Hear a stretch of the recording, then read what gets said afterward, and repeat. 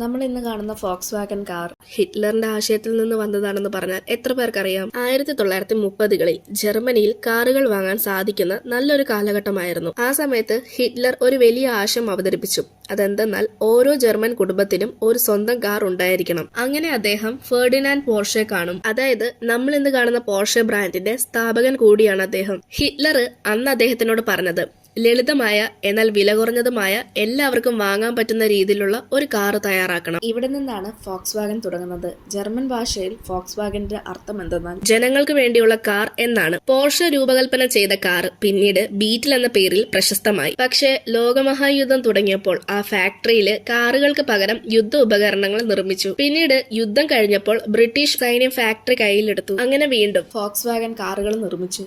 ഇന്ന് ലോക പ്രശസ്തമായ കാർ ബ്രാൻഡുകൾ ഒന്നാണ് ഫോക്സ് വാഗൻ എന്നത്. ഇനി നിങ്ങൾക്ക് ഫോക്സ് വാഗൻ കാറുകളിൽ ഏറ്റവും ഇഷ്ടമുള്ള കാർ ഏതാണെന്ന് കമന്റ് ചെയ്യും. ഇതുപോലെയുള്ള കൂടുതൽ വീഡിയോസിനായി ചാനൽ സബ്സ്ക്രൈബ് ചെയ്യാനും ഇൻസ്റ്റഗ്രാമിൽ ഫോളോ ചെയ്യാനും മറക്കില്ല.